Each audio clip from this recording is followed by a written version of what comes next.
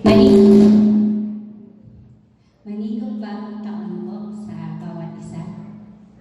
Happy New Year! Parang hindi happy.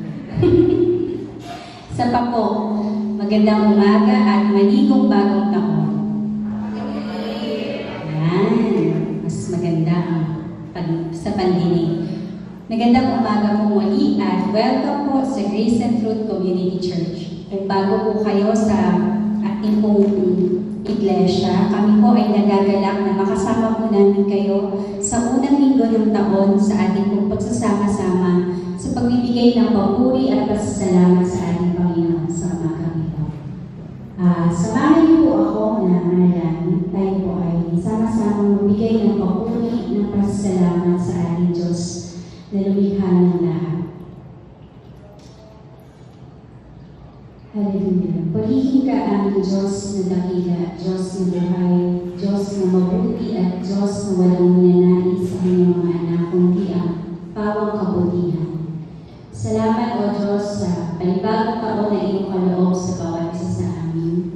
Salamat po sa kalakasan, sa mga karunungan na iyong kaloob sa bawat isa. Tunay nga po, O Diyos, sa balaki ng bawat isa sa amin sa buong taong ito, tunay nga po na ito po ay amin pong isang bunyi sa iyo. Ikaw lamang po, Panginoon, bigyan po namin ng kapulihan, ng kawalhatian, sa pamamagitan ng buhay na aming magdagdag. Sa lahat ng aming pong ginagawa, sa aming pong mga hanap buhay, sa aming pong pag-aaral, sa anumang pong ginagawa ng bawat isa sa amin, tunay nga po na magbigay ng kaluguran ito sa iyo. Sa aming pong pagtitipon-tipon sa umagang ito, wala po kami ibang hangarin kundi ang magbigay ang pinakamataas na papuri ang pasasalamat sa iyo. Sa pamamagitan ng aming pong pag-awit, ng aming pong pananalangin, ng aming pong pagbabasa ng iyong salita. Maging sa salita mo na aming pong mapapakinggan sa umagang ito, tunay nga po, O Diyos, na ito ay maging buhay sa puso ng bawat isa sa amin. Maisa pang buhay po namin ang salita mo na aming pong marinig, at tunay nga po na gamitin po namin sa buong taong ito ng iyong pagpapala. Lord, patuloy nga po na sa iyo lamang po kami umaasa, sa iyo lamang po kami nagtitiwala. Ito po ang aming samang dalangin sa pangalan ng Yesu Kristo. Amen. Yan, muli po magandang umaga po sa bawat isa sa atin. Sa umaga po ito, tayo po ay magsasama-sama ng isa't kalahating oras para po sa ating po pagsamba sa ating Panginoon. Sasamahan po tayo ng praise team sa ating po pag-aawitan. Maging ang ating po pastor sa umaga po ito ay magbibigay ng kanyang turo na ang title po ay The God of Beginnings. So dahil po ito ang simula ng taon, unang linggo ng taon, at ang ating pong mapapakinggan na salita ng Panginoon ay sa pamamagitan po ni Pastor Edgar, sa pamamagitan po ng isang video. Samahan niyo po kami muli sa isang oras at kalahati ito ng pagsamba at papuri sa ating Panginoon. Magandang umaga po.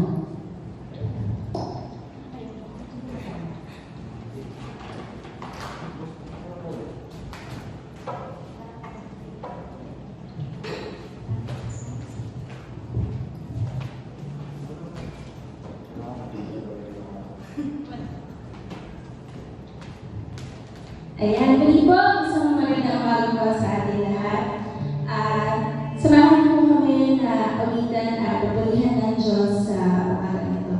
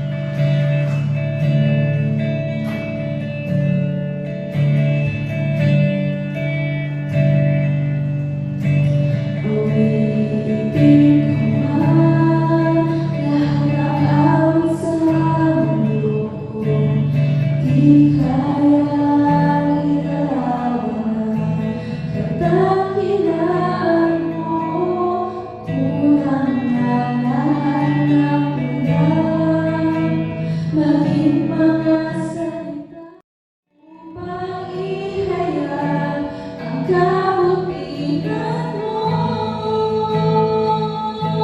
Wala kang katulad,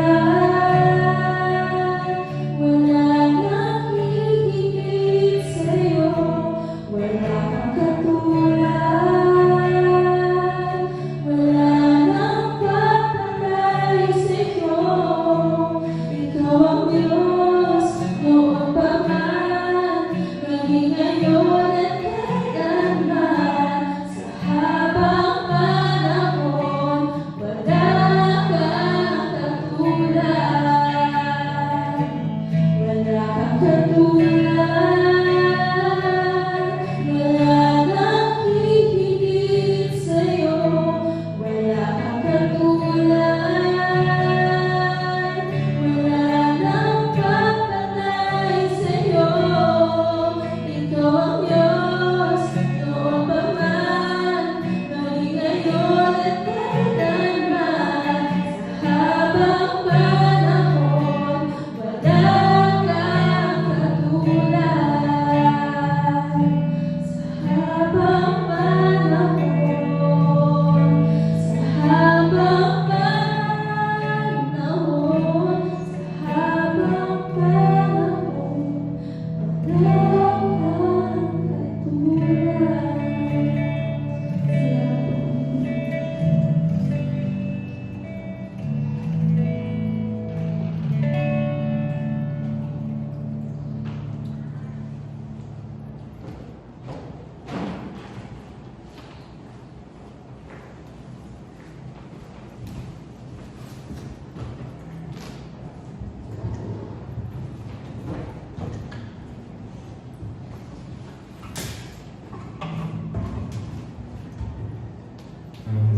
Magsitayo po tayo lahat para sa pagbasa ng salita ng Diyos.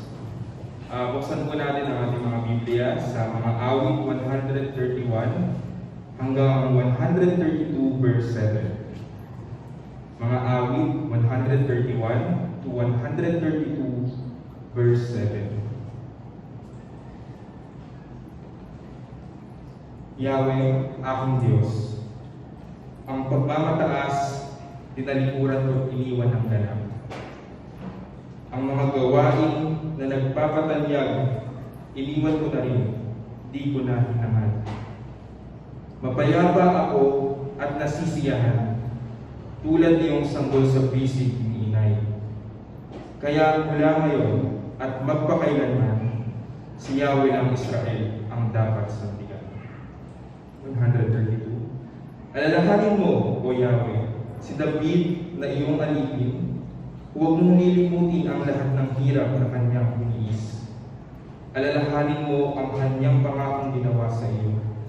O dakilang Diyos ng bansang Israel, wika niya ay ganito: di ako uuwi, nangako ako na hindi hihimlay, hanggat si Yahweh ay wala pang lugar na matitirahan.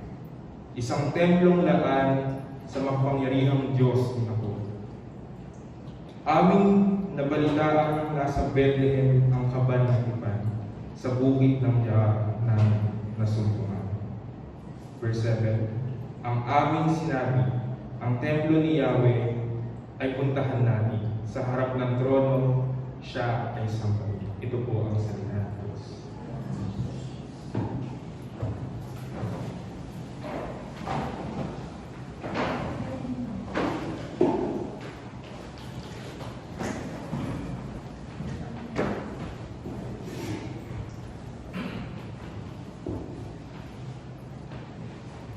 Magandang umaga po sa ating lahat.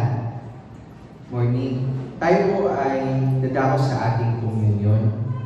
Pero bago po yun, samahan niyo po muna akong basahin ang unang Korinto, Kabanata 11, mga talata 23 hanggang 26. 1 Corinthians chapter 11, verses 23 to 26. Ito po ang sabi: sapagkat ito ang tinuro at tinanggap ko mula sa Panginoon at binigay ko naman sa inyo. Noong gabi siya'y pinagkanulo, ang Panginoong Hesus ay tumampot ng tinapay, nagpasalamat, at pinagpira-piraso iyon at sinabi, "Ito ang aking katawan na inahandog para sa inyo. Gawin ninyo ito bilang pag-alala sa akin." Matapos maghapunan, dumampot din siya ng kopa at sinabi, "Ang kopang ito ang bagong tipan na pinagtitibay ng aking dugo. Tuwing iinumin ninyo ito, gawin ninyo bilang pag-alala sa akin. Sapagkat tuwing kakain kayo ng tinapay na ito at iinom sa kopang ito, ipinapahayag ninyo ang kamatayan ng Panginoon hanggang sa kanyang muling pagparito." Tinatawagan ko po ang mga lingkod natin para po sa communion.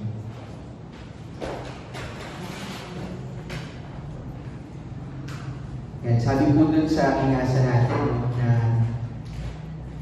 ang tinapay po ay nagsisimbolo ng katawan ng ating Panginoon at ang kopa o ang juice ay nagsisimbolo naman po ng dugo ng ating Panginoon. Sige po, ibahagi na po natin ang mga simbolo.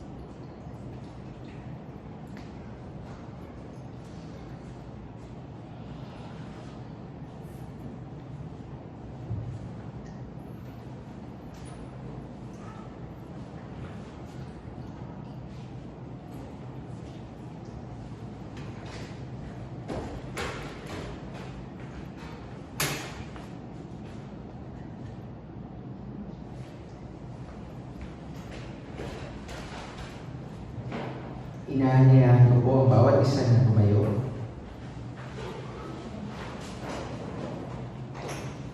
Sa ating pong pagkukumunyon, lagi po natin tandaan na kaya po natin ginagawa ito upang maalala ng bawat isa ang ginawa po ng ating Panginoon sa krus ng Kalbaryo.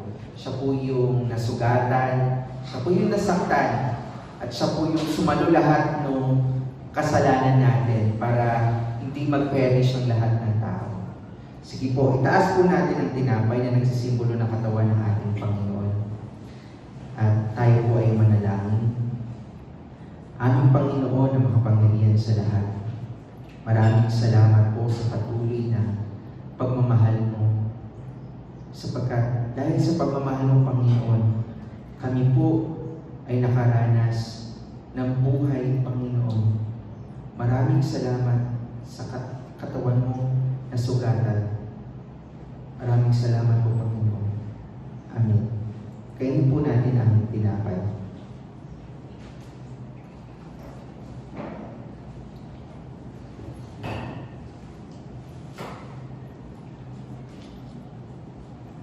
Ngayon naman po, kunin natin ang katas ng ubas na nagsisimbolo sa dugo ng ating Panginoon.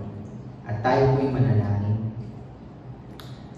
Aming Diyos, makapangyarihan sa lahat, pinapupurihan ka namin. Salamat po sa dugo mo. Salamat po dahil ginawa mo, Panginoon, ang lahat, Panginoon, upang ang bawat isa sa amin, Panginoon, ay mapawalang sala sa aming mga kasalanan. Salamat po sa dugo mo na dumaloy. Salamat po sa kalayaan na ibinigay mo sa amin. Amen. Inumin po natin ang katas ng ubas.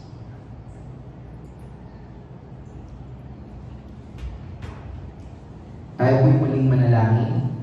Aming Panginoon, kami po ay nagpupuri at binibigyan ka ng mataas na pagsamba dahil sa ginawa mo sa buhay namin, Panginoon. Hindi sapat, Panginoon, ang aming mga gawa. Ngunit sa biyaya mo, Panginoon, kami po ay binigyan mo, Panginoon, ng panibagong buhay. Buhay na kasakasama ka. Buhay, Panginoon, na maaaring magbigay sa aming Panginoon na pagkakataon na mamuhay, Panginoon, na malaya, Panginoon. Maraming salamat po sa ginawa mo. Hanggang sa iyong pagparito, Panginoon, inaasahan namin, Panginoon, na sasamahan mo pa rin kami, Panginoon. Kung aming dalangin sa matamis sa pangalan ng aming Panginoon si Jesus. Amen.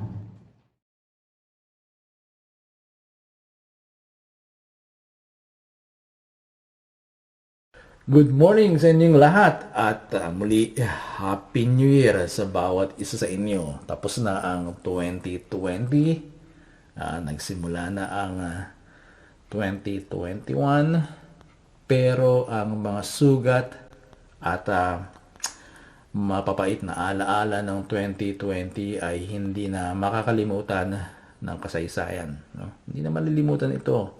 Hindi na mabubura sa kasaysayan ng mundo. Maging ang mga anak ninyo ay maaalala yan pagdating kung sila ay nasa grade school pa lang ngayon, pagdating nila sa college maaalala pa rin nila yan dahil sa loob ng isang taon, no, o kulang-kulang isang taon, halos humigit kumulang sa 2 milyon ang pinatay ni COVID-19 sa buong mundo at nadadagdagan pa. Hindi na maalis ang alaalang yan, no, sa mga taong nabubuhay ngayon. Dahil yan ay isang matinding karanasan para sa sangkatauhan. No, kung ako nga, no, yung oil crisis ng 1973, 1974, 9 na taon, 10 taong gulang pa lang ako. Hanggang sa akin, naalala ko pa. At hindi pa kasintindi ng epekto ng COVID-19 yung epekto nun. Wala pa sa kalingkingan ng COVID-19 yung epekto na dinulot ng oil crisis noong 1973-74. Dahil mas matindi yung dinulot nito ngayon, itong si COVID-19. At di ba, alam niyo na, dito sa UK, merong bagong strain at bagong variant ng COVID-19 ng coronavirus. So, talagang dapat na mag-ingat. Mag-ingat pa rin. O nga't nagsimula na ang 2021. Nagsimula na ang bagong taon para sa atin. Pero, ano ba sa atin to? Meron bang dapat ipagbunyi sa 2021? Yamang halos dinurog tayo ng 2020. Ang suicide rate sa UK, sa Japan ay talagang tumaas. So kasama pa sila. Hindi pa kasama yung sa 2 milyon na pinatay ng COVID-19. Hindi pa kasama yung mga nag-suicide. Yung mga domestic abuse, dumami rin. So maraming epekto ang ginawa ng COVID-19 sa daigdig, sa mundo. Kaya anong meron sa 2021? Ano ang nakalaan para sa atin? Talagang malupit kasi yung halos dinurog tayo ng 2020. Sabi nga ng isang babae na nasunugan doon sa Colyat, Quezon City, no? Noong December 30, 2 araw, 2 days before the New Year. Nasunugan sila. Sabi niya, malupit talaga itong si 2020, humabol pa. Kasi 2 days na lang no? Hindi pa pinalipas, hindi pa pinaabot ng 2021 para yung pangyayari na yun naka-charge na kay 2021 Humabol pa si 2020. Sinunog pa yung bahay nila. Ay sabi niya, malupit talaga itong si 2020. Humabol pa. Pero meron nga bang pakinabang ang mga alaala at karanasan ng 2020? Meron bang tayong dapat matutunan sa mga nangyari sa sinapit natin o sinapit ng daigdig sa taong 2020? Siyempre naman meron.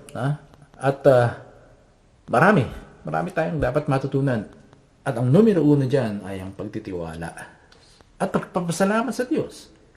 Pagtitiwala at pagpapasalamat sa Diyos. Isipin nyo, mula sa pagputok ng volcano, January 2020, ng Taal Volcano, hanggang sa Marso, nagsimula ang pandemic, no? At tumuloy yan hanggang sa nawala ng trabaho ang marami. Pagkatapos, ang hagupit ng mga bagyo at pagbaha, sinira ang maraming kabuhayan. At pagkatapos, yung mga nasunugan bago magpalit ang taon, ang mga ito ay ilan lamang sa mga highlight ng 2020 sa buhay ng maraming Pilipino. Pero sa kabila nun, maraming Pilipino ang nakatayo pa rin, nagpapasalamat sa Diyos sa kanilang buhay. Na sila ay buhay at sila ay kumikilos pa rin at merong pag-asa. At totoo yun, kapag tayo ay tumingin sa Diyos, merong pag-asa. Nakita ng maraming Pilipino na ang Diyos ay mapapagkatiwalaan, na ang Diyos ay masasandigan para makabangon muli, para makapagsimulang muli. Hanggat mayroong Diyos, may pag-asa. Pero bakit? Bakit maaaring nating mapagkatiwalaan at masandigan ng Diyos para makabangon muli at makapagsimulang muli? Bakit? Sapagkat ang Diyos ay Diyos ng mga simula. Ang Diyos natin ay totoong Diyos ng mga simula. He is the true God of beginnings. At ngayong umaga, sa ating pagpapatuloy sa ating serye na God, tatalakayin ko ang paksa na may pamagat na The God of Beginnings. The God of Beginnings. Ang Diyos ng mga simula. At gusto kong basahin sa inyo bilang foundational text natin sa paksang ito, ang Genesis chapter 1 verses 1 to 3. Nababasahin ko sa ang salita ng Diyos version. Genesis 1, 1 to 3. Ganito ang sinasabi. Nang pasimula, nilikha ng Diyos ang langit at ang lupa. Ang mundo noon ay wala pang anyo at wala pang laman. Ang tubig na bumabalot sa mundo ay balot ng kadiliman. At ang Espiritu ng Diyos ay kumikilos sa ibabaw ng mga tubig. Sinabi ng Diyos, magkaroon ng liwanag at nagkaroon nga ng liwanag. Tayo manalangin. Lord, sa umagang ito, salamat sa panibagong taon na iyong ipinagkaloob sa amin. Salamat, Panginoon, sa bagong pag-asa, bagong simula, na ikaw ang siyang tunay na nagbibigay. Bagamat mayroong mga mapapait na karanasan at alaala ang taong 2020 sa amin, alam namin na ikaw ang siyang maghihilom ng mga sugat na iyon at magbibigay muli sa amin ng panibagong sigla upang tahakin ang panibagong taon. And we thank you for that, Lord, sapagkat ikaw ang Diyos ng pag-asa at Diyos ng mga simula. Salamat sa umagang ito. Pagpalain mo po ninyo kami sa pangalan ni Jesus. Amen. Ang mga Romano, yung ancient Rome, yung ancient Romans, marami silang Diyos. Katulad ng mga Griego, ang mga Griego ay meron tinatawag na Greek mythology at ang mga Romano ay meron ding Roman mythology.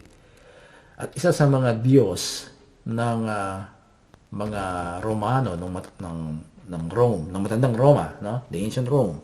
Ang isa sa mga Diyos nito ay ang tinatawag na si Janus.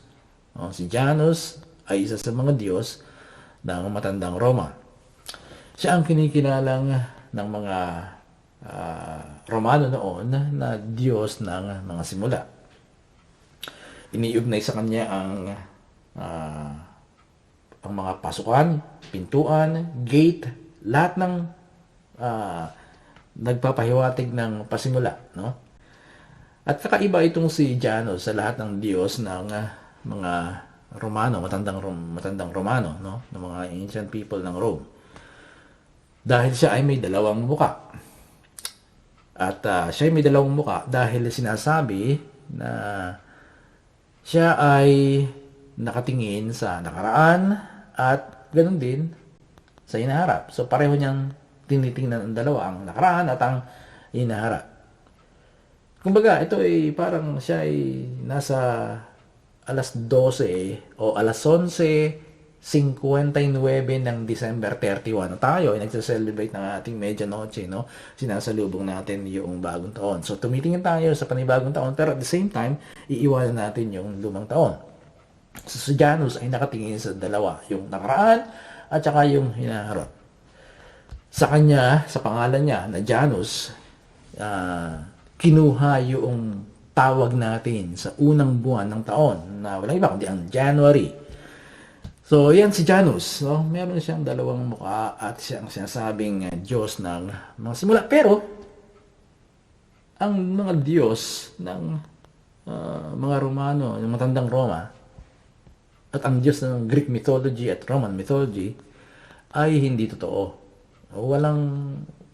Yun ay ng Diyos-Diyosa nila. Kinikilala nilang Diyos pero hindi sila totoo.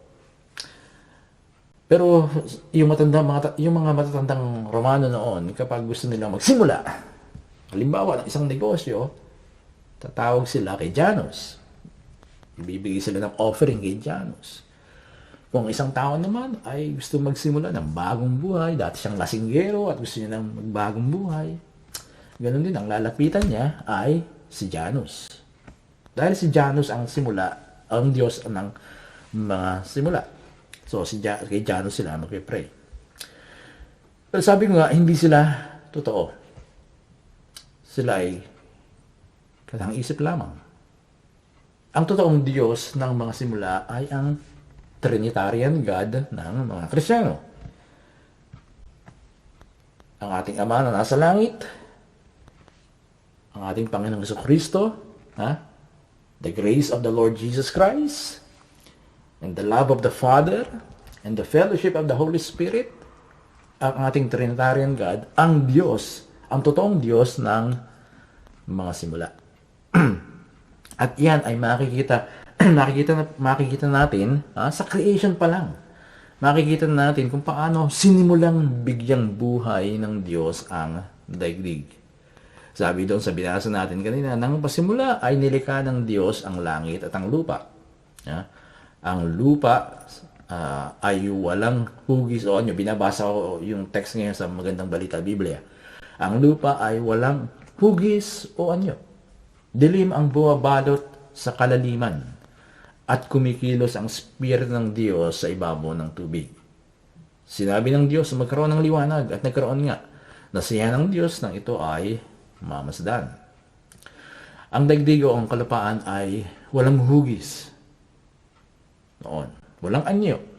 Ibig sabihin, walang ganda. Walang ayos. Walang forma. Sa madaling sabi, pangit. At ang kalaliman ng dagat ay kadiliman. Walang magagandang coral reef na makikita. Walang iba't ibang kulay na mga lamang dagat na makikita. Ito ay nababalot ng kadiliman. Sa madaling sabi, ang buong mundo, daigdig, lupa at dagat, ang buong yan ay pangit. Walang anyo, walang hugis. Pero ang Diyos ng mga simula ay nagsimulang kumilos sa pamamagitan ng paglalang para bigyang anyo ang daigdig. Para bigyan ng hugis. Bigyan ng beauty, ng ganda. At gusto niya rin gawin yan sa buhay ng marami sa atin.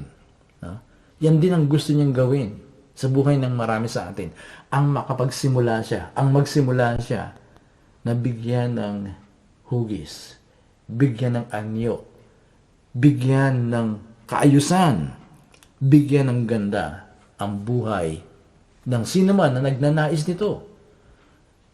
Ang isang buhay na walang pag-asa o nawawala ng pag-asa ay maaring magkaroon nito o higit pa kung hahayaan niya ang Diyos ay magsimulang gumawa sa kanya ng isang simula, isang magandang simula. Yun ay kung papayagan siya ng tao na yun. Ha? Dahil ang Diyos ay nire-respeto ang ating desisyon. Kung babalikan natin itong creation account, gusto ko sa puntong ito ay malaman ninyo na hindi nagkakaisa ang mga Kristiyano tungkol sa araw ng paglalang. Maraming Kristiyano ang naniniwala na ang daigdig at ang mga nilalaman ng daigdig ay nilalang ng Diyos sa loob ng 6 na araw. Meron din namang naniniwala na ang paglalang ay sa loob ng 6,000 taon. At meron din naniniwala na 6 na milyong taon. Hindi ako naniniwala na ang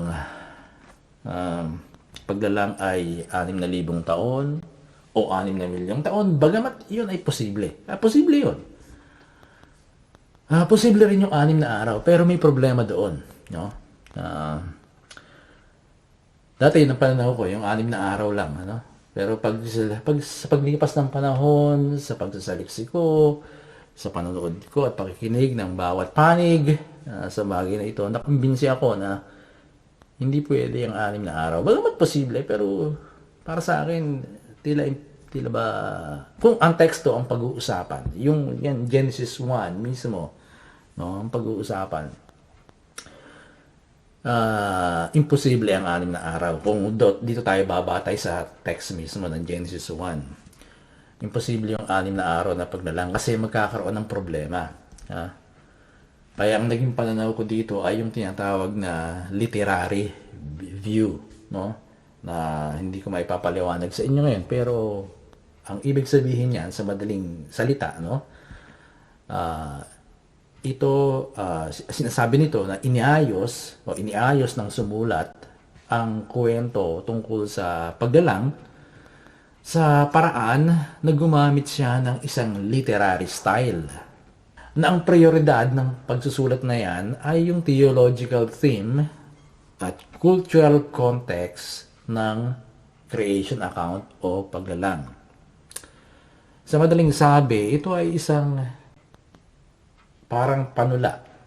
At yun nga ang makikita nyo sa Hebreong Biblia na ang Genesis 1 verse 1 hanggang chapter 2 verse 3 ay nakasulat sa forma ng isang tula. At kapag tula, hindi nyo po pwedeng unawain yan katulad ng isang kwento, katulad ng kasaysayan. No? Sapagkat iba ang tula sa kasaysayan. So, bakit imposible ang ang 6 na araw na paglalang kung teksto ang pag-uusapan? Sapagkat doon sa verse 3, makikita nyo, sinabi ng Diyos magkaroon ng liwanag at nagkaroon nga. Okay, so far so good. Verse 4, nasiyahan ang Diyos ng ito'y mamasdan. Pinagbukod niya ang liwanag at ang dilim. Okay, so far so good. Pinagbukod niya ang dilim at ang liwanag. Ang liwanag ay tinawag niya araw. At ang dilim naman ay tinawag na gabi. Lumipas ang gabi at sumapit ang umaga. Yon ang unang araw. Yan ang isang, diyan nagsisimula yung problema. Lumubog na yung araw. Then, nagsimula ang panibagong araw, sumikat uli si Haring Araw. So, ganun yun. Di ba? Hindi lang sa Biblia, kundi sa science, ganun yun talaga. Maging sa karanasan natin, yun eh. Sinasabi natin na lumipas ang isang araw kapag gabi na. Lumubog na yung araw. At magsisimula ang panibagong araw pag sumikat ang araw. So, yun ang sabi dito. Okay? So, yun ang unang araw. Pero sa verse 14, makikita nyo, sinabi ng Diyos, magkaroon ng mga tanglaw sa langit upang magbukod ang araw sa gabi. Ito ang magiging batayan sa bilang ng mga araw. So ano ang magiging batayan sa bilang ng mga araw? Yung buwan at saka yung araw. 15, ang sabi mula sa langit, ang mga ito'y magbibigay ng liwanag sa daigdig. At gayon nga ang nangyari, nilikha ng Diyos ang dalawang malalaking tanglaw, ang araw upang magbigay liwanag sa maghapon at ang buwan upang tumanglaw sa gabi. Nilikha rin niya mga bituin. So iniligay ng Diyos sa langit ang mga tanglaw na ito upang magbigay ng liwanag sa daigdig. Tumanglaw kung araw at gabi at magbukod sa liwanag at dilim. Nasiyahan ng Diyos nang ito'y kanyang mamasdan. Lumipas ang gabi at sumapit ang umaga, yon ang ika-4 na araw. At nahandon ang problema kung 6 na araw ang pag-uusapan dito sa text mismo, no? Sa pagkakasulat. Dahil paano lumipas ang 3 araw samantalang paano niyang nabilang yung 3 araw samantalang sa ika-4 na araw pa lamang nilalang ang araw at buwan na siyang batayan ng pagbilang ng mga araw. So, doon pala makikita nyo na hindi literal yung pagkakasulat, kundi ito isang literal style na ang prioridad ay ipaliwanag lamang kung paano naganap ang mga pangyayari, ang mga bagay-bagay na ito. At kung may panahon ako, ipakikita ko sa inyo kung paano doon sa teksto mismo ay inayos ng manunulat yung mga kaugnayan ng bawat nilikha. So, hindi talaga yung araw ang pinag-uusapan. Kaya sabi ko nga, sa teksto mismo, medyo mahirap kapag 6 na araw na mula Linggo hanggang Biyernes yung pinag-uusapan. Kasi, paano mo nabilang yung Linggo hanggang Linggo, Lunes, Martes, no? Nung Miyerkules pa lang niya nilalang yung magbibilang nung 3 araw. So, pero, ano man ang inyong paniniwala o pananaw sa bagay na yan, hindi yun ang mahalaga. Kahit naniniwala kayo na ang paglalang ay ginawa sa 6 na araw, 6,000 araw, 6 na milyong taon, 6,000 taon, hindi yun ang mahalaga, no? Hindi makaka-apekto yun sa kaligtasan nyo o sa inyong kaugnayan sa Diyos. Ano man ang gusto kong ipunto sa inyo dito ay ito. Mula sa pangit o walang anyo o walang buhay na daigdig, sinimulan ng Diyos na pagandahin at bigyang buhay ang walang anyo at madilim na daigdig. Nagkaroon ng kauna-unahang bagong taon para sa daigdig. At kaya ni God na simulan sa buhay ng bawat isa sa atin ang isang bago, maganda at maayos na buhay. At pwede yan, itong taong ito ng 2021, kahit naging pangit yung ating karanasan ng 2020,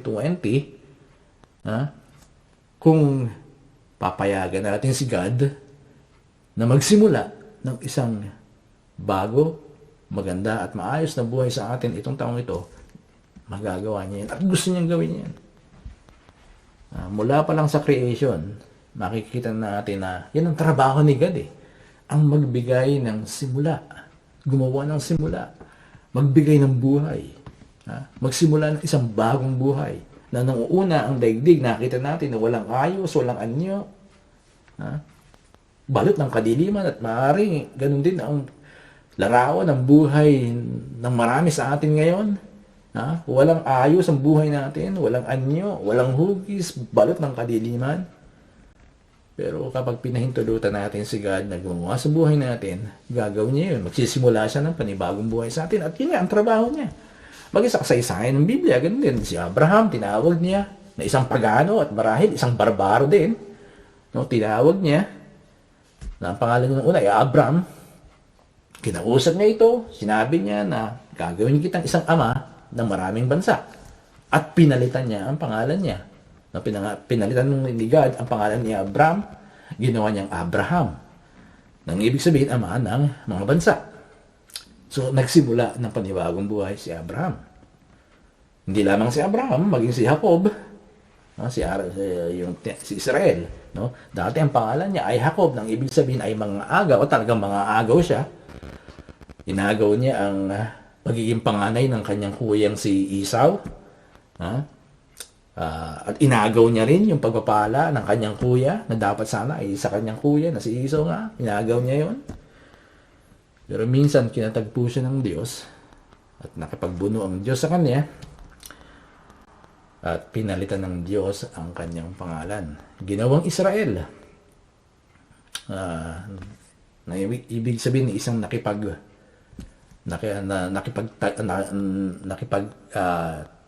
tagisan sa Diyos, nagtagumpay sa Diyos. At yun ay isang simbolo lamang na meron gagawin na bagong simula si God sa kanyang buhay. At ganun nga. Sa pamamagitan ng Israel, nagsimula ang isang bayan na Israel nga, at doon nagsimula ang Mesiyas. So, sinimula ng Diyos na kumilos sa buhay ni Abraham at ni Israel. Pagdating sa New Testament, nariyan si Pablo, na ang unang pangalan niya ay Saulo, na yun ang Hebreo na pangalan niya, pangalan niyang Ebreo, at marahil siya ay proud na proud sa kanyang pangalang Saulo, sapagkat siya isang Benjamite, sa lahi ni Benjamin, na katulad nung hari dati sa Israel, na si Saulo rin ang pangalan, na kalipi niya, Benjamin din galing, no? Ewan ko si Ben saan galing. Pero itong dalawang ito, si Saulo na hari noon at si Saulo na naging Pablo ay galing sa lipi ni Benjamin, no? Pero nung kinatagpo ng Diyos si Saulo sa daan patungong Damascus, dahil siya ay kalaban ng iglesia, well, hindi siya kalaban ng iglesia, siya ang lumalaban sa iglesia, kaaway niya ang iglesia, kaaway niya si Kristo. At pupunta siya sa Damascus para talagang usigin at kung maaari, ipapatay yung ilang mga Kristyano doon. Kinatagpo siya ng Diyos. At yun nga, binago ng Diyos ang direksyon ng kanyang buhay. At hindi na siya naging proud sa kanyang pangalang Saulo. Ayaw niya dahil yun yung pangalan niya nung siya ay umuusig pa sa iglesia at inuusig niya pa si Kristo. Yun ang pangalan niya, Saulo. Ayaw niya na doon. Kaya ang ginamit na ay yung Latin na pangalan na Pablo. Yung Pablo ay sa Latin ay Pablo. Yung Saulo, Ebreo sa Latin ay Pablo. Yun ang ginamit niya na, yung bagong pangalan niya na Pablo. At doon siya naging kilala bilang lingkod ni Kristo. So, ang Diyos ay gumagawa ng ganyan. Binabago niya. Nagsisimula siyang kumilos sa buhay ng tao. Ang mga ito ay nakaranas ang daigdig, nakaranas ang isang bagong taon. Si Abraham nakaranas din ng tunay na bagong simula. Si Israel nakaranas ng bagong simula. Si Pablo nakaranas ng bagong simula. Tayo rin pwede makaranas ng bagong simula sa Diyos, mula sa Diyos, kung papahintulutan natin siya, sapagkat ang ating Diyos ay Diyos ng mga simula. Pero gusto kong linawin sa inyo na wala doon sa pagpapalit ng pangalan. Bagaman si Abraham nagpalit, no, ng pangalan, pinalitan ng pangalan, si Israel si Jacob pinalitan din ng pangalan, si Pablo nagpalit din. Wala doon sa pagpapalit ng pangalan. Kahit na dito sa UK pwede ka magpalit ng pangalan, no? Ako kung gugustuhin ko, pwede ako magpalit ng pangalan. Allow dito yun eh. Pinapahintulutan dito yun. Sa Pilipinas, hindi yata pinapahintulutan na magpalit ng pangalan. Pero hindi doon sa pagpapalit ng pangalan yun eh. Kahit na ilang beses tayo magpalit ng pangalan, kung ang Diyos ay hindi naman magbibigay ng talagang simula, ng totoong simula sa buhay natin, wala rin mangyayari. Hindi rin makakaroon ng bagong buhay sa atin. Kaya wala doon. Gusto kong linawin sa inyo na hindi doon sa pagpapalit ng pangalan nakikita yun. Kung ang dati mong pangalan ay Santiago at ginamit mong James, walang ano yun kung hindi ka hinihipo ng Diyos. Pero kung ikaw ay James, dati ang pangalan mo ay James, maganda na yung James, di ba? At pinalitan mo ng Jessica, malaking problema yun. Yung pagpapalit na yun ang malaking problema. Kung dati ka ng James, ngayon Jessica ka na, malaking problema yun. Itong pagkilos ng Diyos sa buhay ng tao ay merong pahintulot dapat ang tao. Kasi ino-honor ni Lord yung free will natin. Kung magkakaroon ng isang biblical, tandaan niyo ito, kung magkakaroon ng isang biblical na kaugnayan ang isang tao kay Jesus, mayroong bagong simula. Mayroong bagong buhay. Bibigyan siya ng kislap na buhay. At yung spark of life na yon, yun ay kasama din yung kakayanan mo na magsimula ng bagong kaugnayan kay Jesus sa biblical na paraan, kung itutuloy mo yun, no? At pag magpapatuloy ka, makikita mo yung bagong buhay na dinisenyo ng Diyos para sa bawat tao. Meron siyang magandang buhay na nakalaan para sa atin eh. Kaya nga lamang, nasasayang yun dahil hindi natin ginagamit, hindi natin tinatangkilik, hindi natin pinag-iinteresan. Karamihan sa atin, nakagisnan yung basta man ng palataya ka lang, pupunta ka na sa langit, pero hindi natin pinag-iinteresan. Wala tayong intensyon na hanapin yung buhay na maganda, na masagana, yung eternal life dito sa ibabaw ng lupa. Madalas, ang ating pagkaunawa sa eternal life sa langit, at yun ang malaking pagkakamali ng Kristyanismo, ng evangelicalism. Na natuon tayo doon sa pagpunta ng langit samantalang ang ating malaking problema ay yung buhay natin dito sa lupa. Kaya may mga Kristiyano pa rin na nagpapakamatay.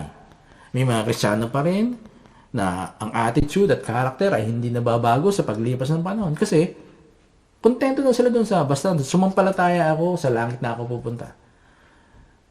Pero hindi nila interest, hindi nila intensyon, hindi nila layunin na ipamuhay yung buhay na nais ng Diyos para sa kanila.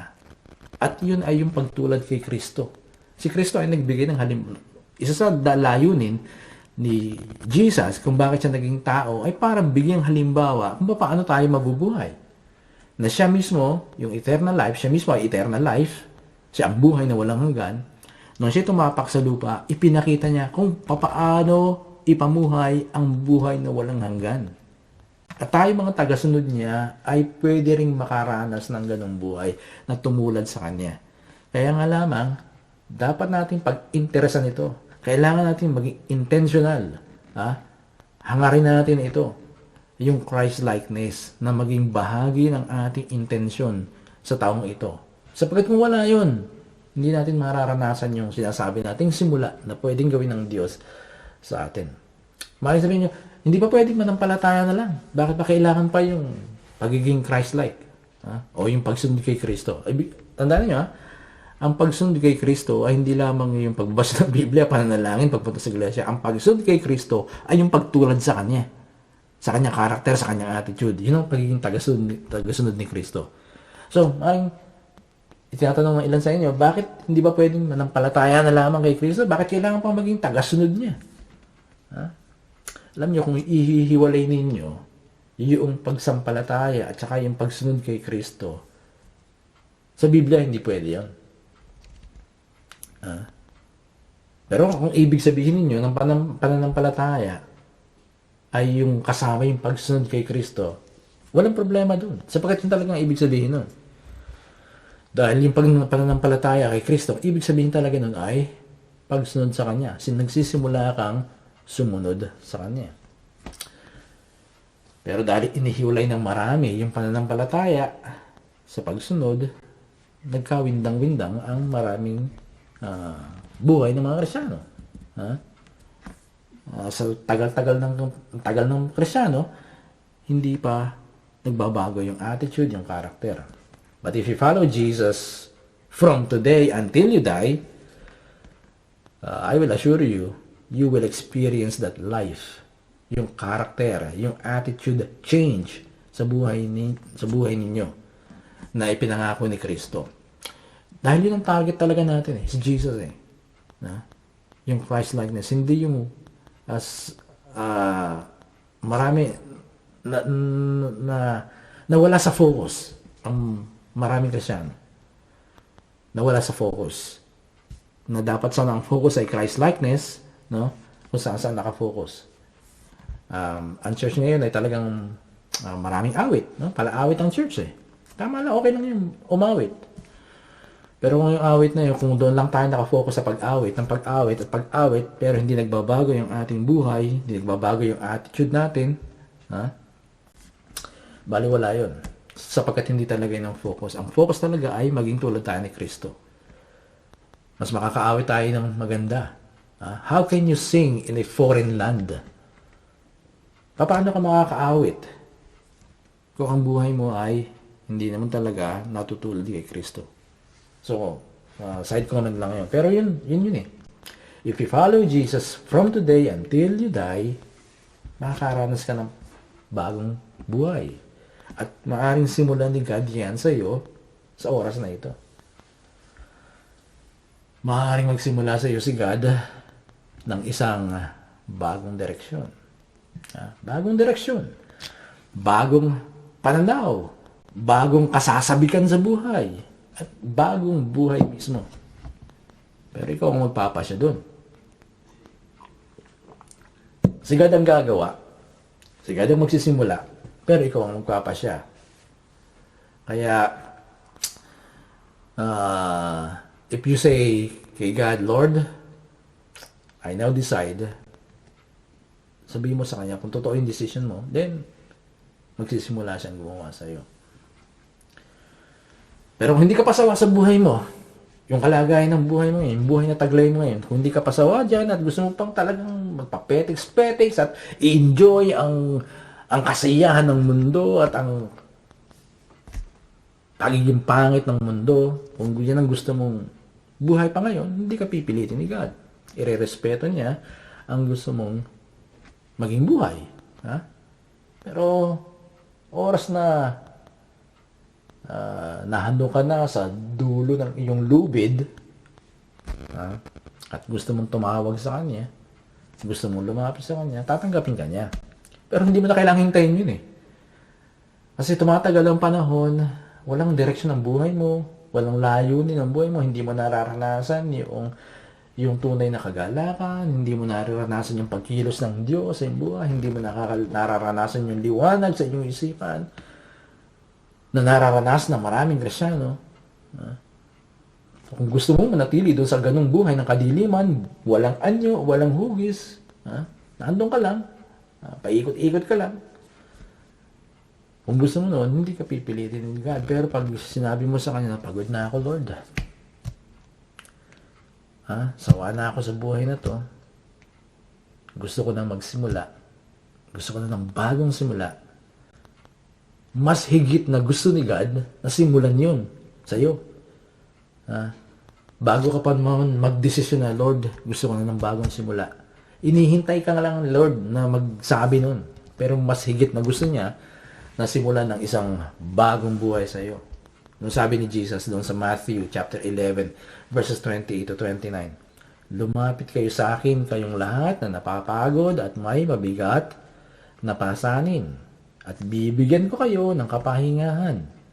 Ang aking pamatok ay inyong pasanin, at kayo'y matuto sa akin, sapagkat ako'y maamo at may mapagpakumbabang puso, at matatagpuan ninyo ang kapahingahan para sa inyong mga kaluluwa, sapagkat ang aking pamatok ay madaling dalhin at magaan ang aking pasanin.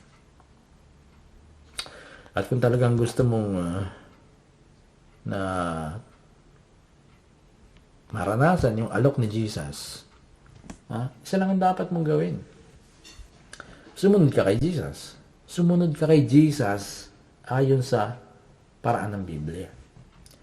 Sumunod ka kay Jesus at si Jesus ang mag-aakay sa iyo, aakayin ka niya tungo sa isang bagong landas. Isang bagong direksyon na dapat mong tahakin. Siya ang magtuturo sa iyo. Sa Kanya ka matututo. Yun si Jesus. Gagabayan ka niya.